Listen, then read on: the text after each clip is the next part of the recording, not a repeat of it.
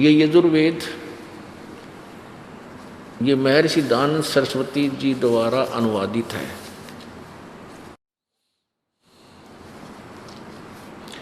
प्रकाशक है सार्वदेशी कार्य प्रतिनिधि सभा 2/5 महर्षि दयानंद भवन, रामलीला मैदान, नई दिल्ली।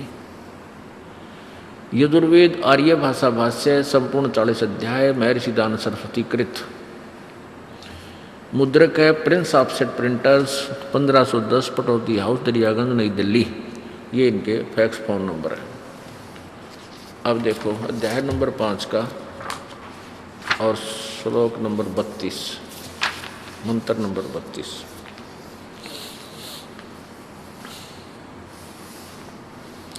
पंचमा अध्याय और यहाँ देख 32वां मंत्र है। ये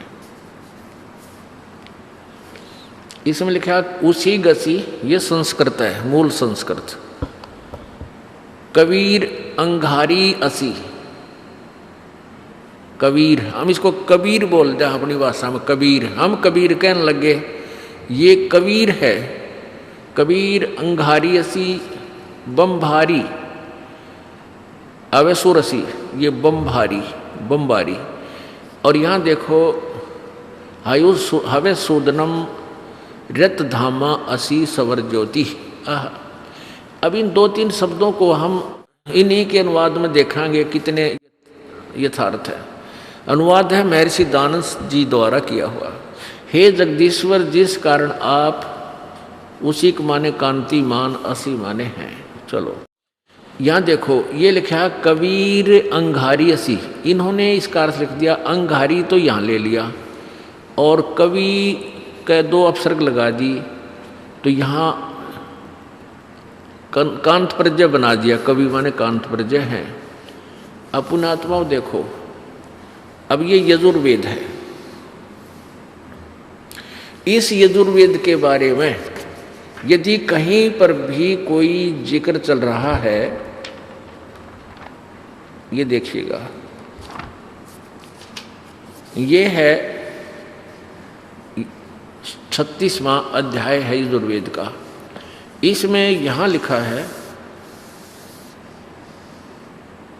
रचम वाचम परपधे मनो यजु परपधे। अब ये यजु लिखा, यजुहु।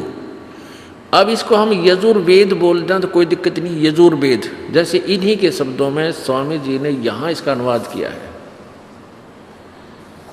ये देखो, रचम ऋग्वेद रूप, वाचम वाणी को परपधे प्राप्त हो, मनन करने वाले अंतःकरण के तुल यजुहु। यजु को इन्होंने यजुर्वेद लिख दिया। बिल्कुल सही, ये अनुवाद सही है।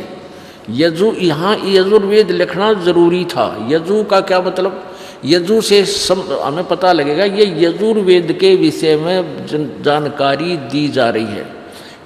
यजु परपधे, तो यजुर्वेद को प्राप्त हो।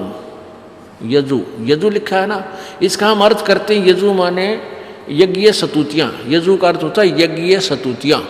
तो यहाँ यज्ञ सतुतियाँ लिख देते तो कैसे पता लगता कि यजुर्वेद के बारे में है। तो ये हम इसी प्रकार इसको यजु को यजुर्वेद लिख दिया।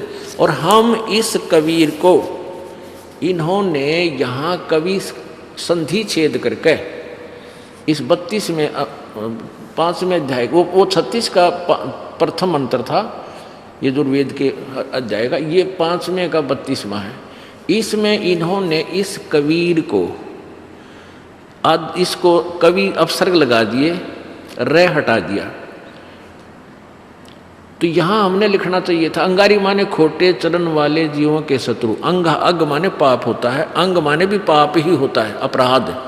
अंगहरी, अंगारी, अंग अरी, अग माने पाप के, अरी माने शत्रु। ये लिखना था पाप के शत्रु। और कबीर यहाँ लिखना था कबीर देव हैं, वो कबीर परमेश्वर हैं, पाप नाशक कबीर परमात्मा है। यहाँ कबीर देव लिखना था। कबीर, हम कबीर साहब कहें, कबीर, हम वह को वह बोलते हैं, वेदों को वेद बोलते हैं हम, तो अपनी भाषा में इस कबीर देव को हम कबीर साहब कहने लगे। आगे देखो, और बम्भारी, ये देखो ना, कबीर अंगारी असी बम्भारी असी, बम्भारी अवेसुर असी। इन्होंने बम भारी का अर्थ बंधन के शत्रु। अरि माने शत्रु, बम माने बंधन, तो अंग माने पाप, अरि माने शत्रु, पाप के शत्रु, पाप नाशक, पाप विनाश करने वाले, बंधन के शत्रु, बंधन काटने वाले, बंधन का नाश करने वाले। हम उनको बंदी छोड़ के हैं, जो बंध से छुड़ाने वाले। केवल भाषा का, शब्दों का अर्थ है, बाकी महिमा वही है प्रभु की। यहाँ देखो, इन्होंने ऋतधामा, ये लिखा है ऋतधामा असी सवर ज्योति। तो यहाँ लिखा है, इसने अनुवाद किया स्वामी दयानंद ने, ऋतधामा सतधाम। अब धाम कहो चाहे लोक कहो चाहे स्थान कहो, सत्य कहो, अविनाशी कहो, शाश्वत कहो, तो सतधाम कहो चाहे सतलोक कहो, वो परमात्मा सतधामा, सतधाम वाला है, सतलोक वाला है, सतलोक युक्त है, असी माने है। और सवर ज्योति का अर्थ होता है स्वयं प्रकाशित। ये अनुवाद ठीक नहीं है। सवर ज्योति, स्वयं ज्योति, सवर ज्योति, स्वयं प्रकाशित। यहाँ देखो, ऋतधामा असी सवर ज्योति, वो स्वयं प्रकाशित है, यानी तेजों में शरीर युक्त है, साकार है, और वो सतलोक में रहता है। ऋतधामा, ऋतधाम माने सतधाम, सतधाम कहो, सतलोक कहो, शाश्वत स्थान कहो, अविनाशी लोक कहो, वो वहाँ रहता है। अपनात्मा परमात्मा पाप नाश करता है। और वो है कौन, ये भी नाम बता दिया, कबीर असी, वो कबीर देव है। अब ये उसको कवि बोलते हैं, कहते हैं ये कवि को तुम कबीर कैसे बना रहे हो।